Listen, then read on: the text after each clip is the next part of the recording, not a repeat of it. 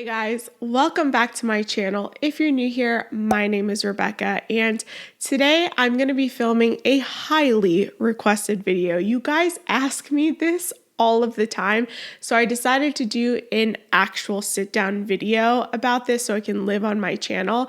But I've done a few lives and a few interviews about this, so I will link those above and below for you guys to check out. But today I am going to tell you guys how I transitioned from being a radical, raging feminist to becoming a traditional feminine woman and wife. So if you are excited for this video, please give it a big thumbs up, subscribe down below, and let's get into it. So growing up, I grew up in a very traditional household. I grew up with a mom and a dad. My mom was a homemaker in the most traditional sense. She made breakfast, lunch, dinner. She cooked, cleaned, took care of the house, took care of the kids. And my dad was the breadwinner. He had his own company. He worked every day to provide and protect for the family. And even growing up, I learned from a very young age how to cook, how to clean, how to take care of my siblings. I was a very responsible child when I was growing up, but also growing up, I learned very young about infidelity, and that's kind of what shaped me and molded me into becoming more of a feminist, and I'll talk about that moving forward. And so when I went to high school and going into college, I wanted to be an independent woman. I didn't want to rely on a man's income. I wanted to make my own income. So I chose to go down an engineering route. I'm a mechanical engineer with a robotics major. I'm very handy and I'm very hands-on. So engineering was a route that I wanted to go down. And that led me to becoming an oil and gas engineer. I was in that field for 3 years before starting my first company and moving to New York.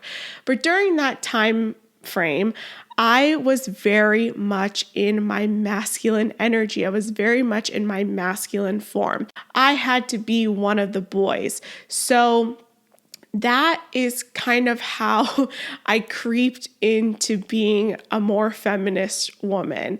Now, fast forward, I moved to New York to start my first company, and New York was the place where feminism just took its grips into me and just latched onto me, and I adopted a lot of the ideology from New York and my time in New York. I adopted this hustle culture. I was very much an entrepreneur. I was a female CEO. I had my first company and then a second company, and I was raising money. I was in multiple publications. I had made a name for myself in the entrepreneurial space in New York. The more masculine I became, or the more I was in my masculine frame, the less happy I was, the more resentful I was, and the more combative and competitive that I was. Because being a female entrepreneur, being a female CEO, we had to fight for our seat at the table, right? We were constantly being told we needed to do all of these things to get funding. We needed to sit at the table. We needed to be super competitive. And that is the hustle culture, right? That is the dream that so many women seek to lead their lives like, right? And I lived that life. I was that pinnacle woman that people look up to.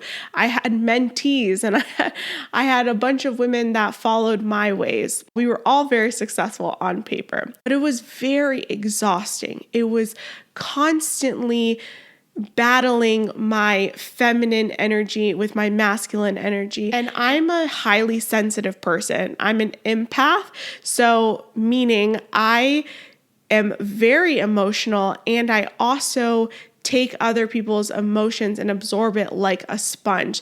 So I'm very in tune with these things. And also I can read a room and pick out bad energy and good energy. I did a whole video on this. I will link that above and below too. But being an empath, being a female CEO, and living in my masculine frame, I was miserable, okay? I was constantly questioning myself. Why am I so emotional? Why can't I just be one of these other women who understand and get it, who can fight and who can pitch the same way that men do? I was always battling myself, and I was always questioning myself why I couldn't be more aggressive or why I couldn't be more competitive.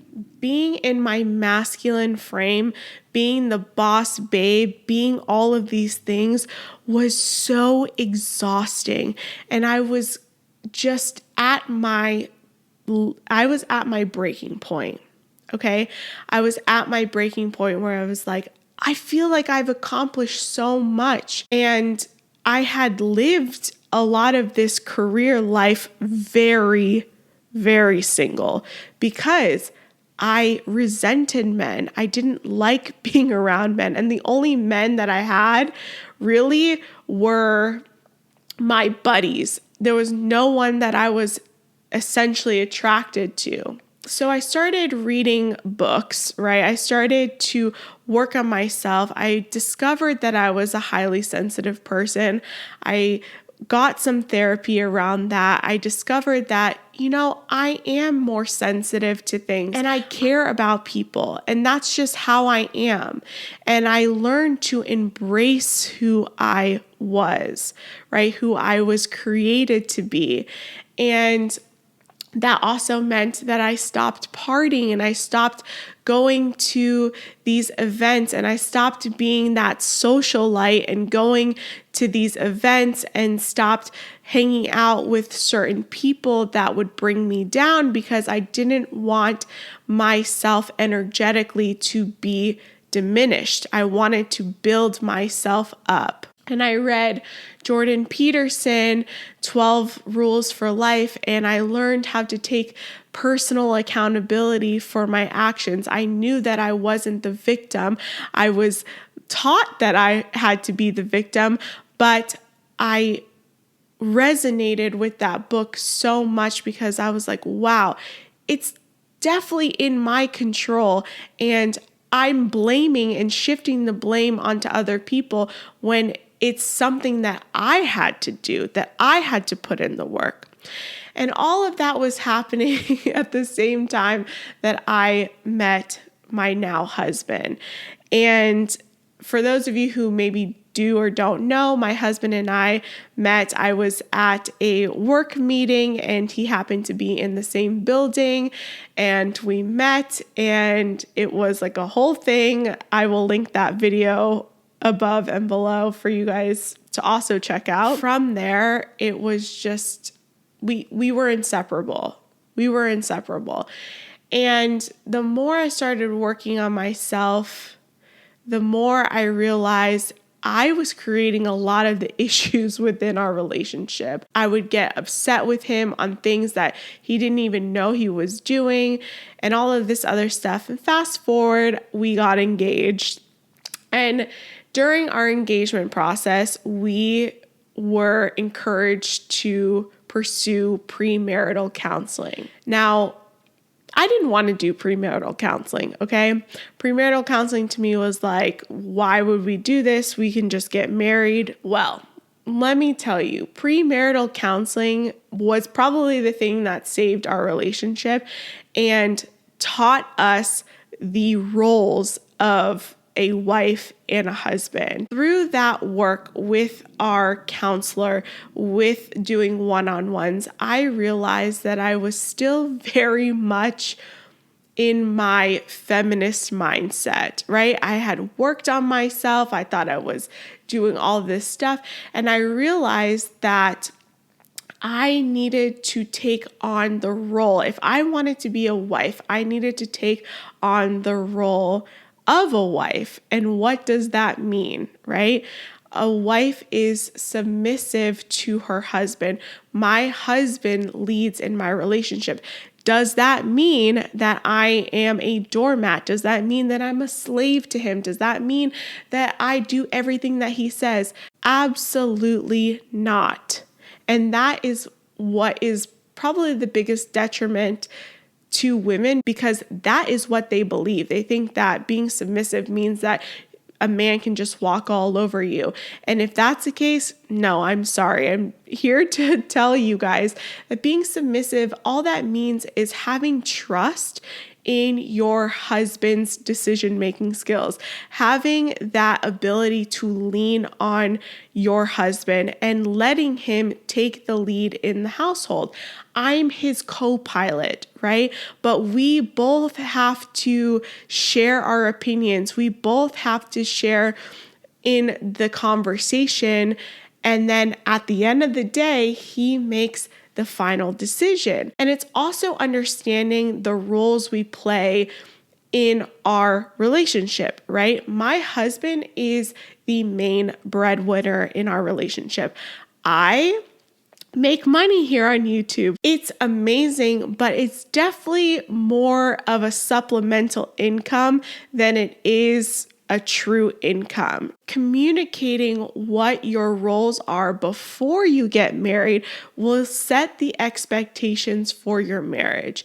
Now, if your husband loves to cook, right, then he can cook the dinners. There's nothing wrong with that. But we have to communicate with one another what these roles are before we sign the dotted line. And so that is what submission, and that's what being a wife to me actually means. It's also taking care of myself. I make sure that I look good for my husband, not because, oh, I need to look a certain way for him, but I want him to want me. I want my husband to desire me. I don't want him to look outside of the house. I don't want him to look to other women. It is so refreshing when you have a man, a masculine man, that can take on his masculine form and I can then move into my feminine form and we can complement each other. We don't compete with each other. We don't. Because once we started competing with each other, we had a lot more issues. Why would I compete with my husband? We're on the same team, right? We're on the exact same team. We are working towards the same goals. That is the beauty of marriage. That is the beauty of relationship.